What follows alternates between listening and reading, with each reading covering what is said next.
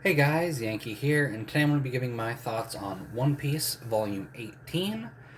In the previous volume, we finally got out of Drum Island and are making our way to Alabasta, and so most of this volume here is in Alabasta.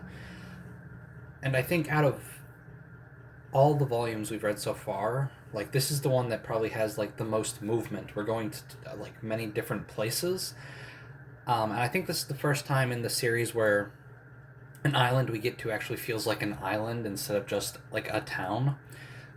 Back in East Blue, we had the island that uh, Luffy met Zoro on, which was just the town. We had Usopp's village, which was just the village and like the forest and like stuff surrounding it. Um, and then we get to Nami's village, which I think was bigger than it seemed, but because everything felt so similar, like it all just sort of blended in. I never think of Nami's village in that arc as being one of many. Like they mention others, and I think we go to two, um, but it never feels like a real island. And the same thing, sort of like that, happened in Drum Kingdom, which we just had, which was we went to a few different towns, but everything looked so similar that it didn't feel like a big island. Whereas so far through Alabasta, we've gone to like we had the first town that we went to. I don't remember the name of it. I'm not going to remember most of these. We went to Yuba, which is was supposed to be like a town in the like built around an oasis, which is just all sand now. We see Rain Base at the end here, where there's like a big casino and stuff, and we're finally getting an island that feels like a big island with lots of different right. Like the towns feel distinct, but they also feel like they fit, right? They feel like they're part of this desert island, but they also feel distinct in like a real world town would. Like you go to a town close to you, like, it's going to feel similar to other surrounding areas, but it's going to have like its own quirks or its own like things will look different for it. And I think this volume here and Alabasta so far has been very, very good about that. So there's that. We do a lot of traveling this volume. We meet a lot of characters. The rest of Barrack Works is introduced. We meet Ace, who is here on the cover. And honestly, this just feels like there's a lot going on this whole volume.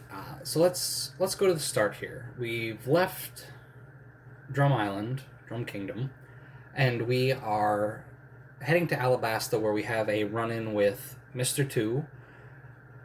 We get to see his sort of power, which is that he can.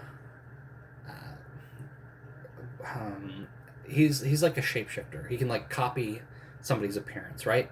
Um, People he touches specifically, and while he's here, they meet and they have fun. But he also is basically given free reign to take the appearances of most of the Straw Hats. Um, so we don't know he's a villain at the end until the very end of their interaction. And so they're just having a good time where Mr. Two touches Luffy and Usopp and Chopper and steals their faces and replicates their looks and voices and stuff. And it's just fun until we learn that he's a villain. And now it's a problem. But Zoro makes a really good, like, he realizes this is sort of a benefit for us because we can now plan around that. We know what his power is, we know what he can do. Let's find a way to sort of so we can know if we run into each other that we're the real ones, right? So that's good. They don't really touch up on what exactly the like mark is. We got the bandages around, and then we finally get to Alabasta. We meet Ace, who was set up at the end of last volume, which I don't think I mentioned in my video. It was just like a brief scene. Like I don't even think a full page was spent on it. But basically, he was in Drum Kingdom. I keep forgetting Drum Kingdom's name. He was in Drum Kingdom, and he was asking around about Luffy, and left a message in case Luffy showed up that he would be in Alabasta. Well, Luffy and them didn't get the message, but they bump into him in Alabasta, and he makes a like he only makes a very brief appearance Ace does, but it's really impactful, mainly because of how powerful his devil fruit is. Um, oh boy, what is the English name for it? I think it's the flare fruit. So he has fire powers. Cool. We run in with Smoker, and Smoker and Ace have a little fight, which we don't really get to see too much of. Um, but fire and smoke, cool. And then Ace sort of sends Luffy off, right? Like, hey, Ace had a little run-in with Smoker while Luffy and all of them escape to the ship, take off. Ace shows up. Hey, see you later. It's good to see you again. And then tells the crew to take care of his brother Luffy. Cool. I think. All right. So in the anime, this is expanded a lot more than I remembered. We get like 2 interactions with Luffy and Ace in this. We get them sort of at I guess 3. Ace is at a diner eating. Luffy flies through the door to go eat something, and he sends Ace and Smoker flying. First interaction, they don't actually meet there. Next interaction is Luffy's being chased by Smoker. Ace jumps in, stops him. Cool. See you later. And then on the ship, Ace shows up again, chats with them, talks about how he has joined Whitebeard and is a member of the Whitebeard Pirates, and how he is searching for a pirate named Blackbeard who killed a crew member. Cool. And then he's gone. And it's just like this really short appearance. But like his final action especially really leaves a mark, where there's like 10 ships coming after Ace, right? The Barrack Works ships. They're going to try and get the bounty on his head. And he just blows them all down with a single attack. So a very impactful appearance, even though he doesn't really stick around much. And in the anime, they really expanded on this, where Luffy, like, there's like this whole part where, Luffy accidentally wanders off on his own, leaving the crew, and then Luffy and Ace reunite, and they chat, and they arm wrestle, and then he goes, like, on the adventure for a few little filler episodes. How do I say? I like how it is handled here in the manga better, but I also liked being able to get a better look at him, even though, from what I recall, he was acting a bit weird in those anime episodes. Anyway, Ace is cool. He made a strong first impression. Yeah, that's it. It's good. What happens else? What else happens? We get to Yuba, where... Oh, yeah. We get to Yuba, where Vivi reunites with the character she knew as a child. And then we get, like, a 2-chapter? 3-chapter? I don't remember how long it was. Flashback about Vivi as a kid, making friends with some... just, like, the villagers, right? From one of the villages.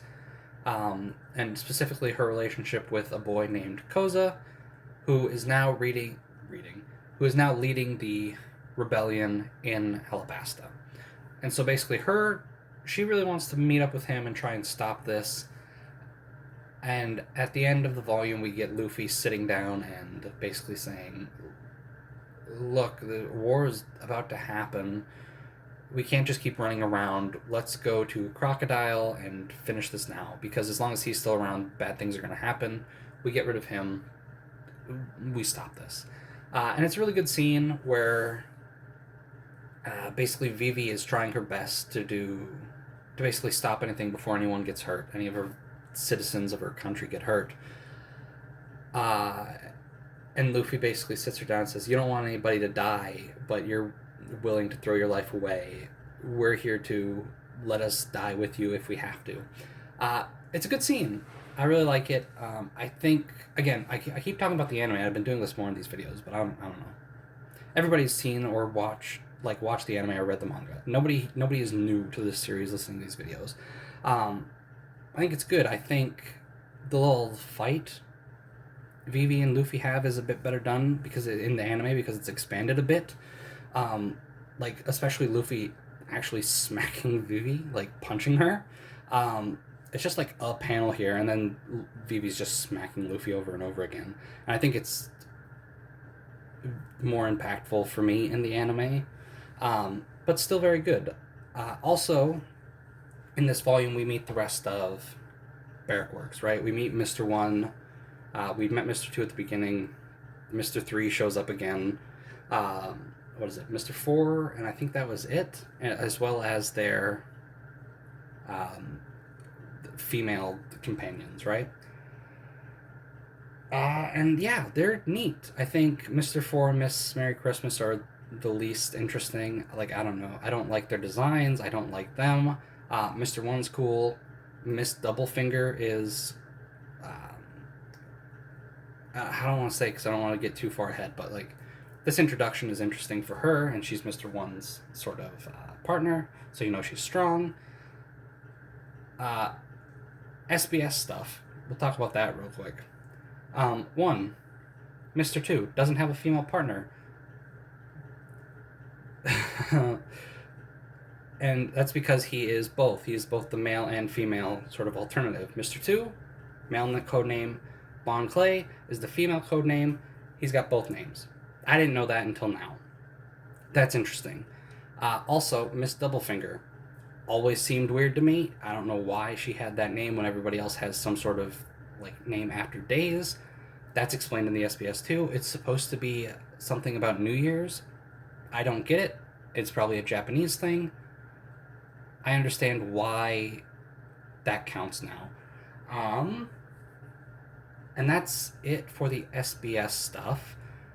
One thing I want to talk about before I go to the cover story, which I almost forgot, is I'm gonna have to talk about a future volume here a little bit. I try not to do that too much, but basically, in the next couple volumes, Nami is going to have a fight, and she's going to have a new weapon, and that weapon hasn't been brought up at all. And we get like a little flashback about her having Usopp build it for her. Well, while I was reading this, there was a color page, which isn't in color in these volumes, but it was a color page, and it's in the volume. And it just showed like a few little like panels of all the Straw Hats, and in one of them is Usopp like tinkering with it, which I didn't notice before. I think that's great. Like, it kind of comes out of nowhere, but like clearly it's something that Oda knew was coming, right? So it's not entirely just sort of slapped in where Oda got to the fight. It's like, oh, Nami needs a new weapon. No, he had been putting thought into that before then, and it's seen briefly in this volume.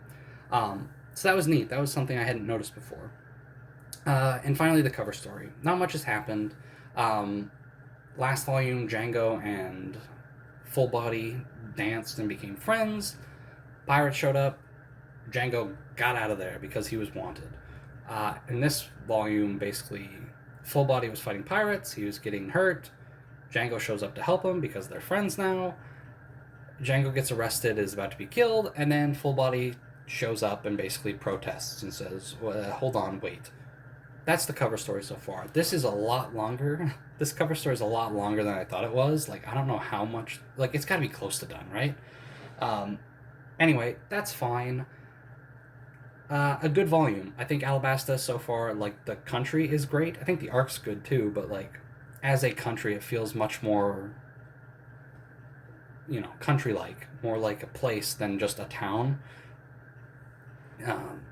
And yeah, I think this volume's been really good. I think a lot of stuff was set up. We're moving towards, not hopefully, I know what's coming, but we're moving towards a conclusion here.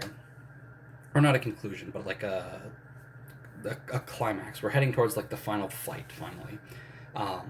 So yeah, anyway, thanks for watching, and I'll see you guys next time.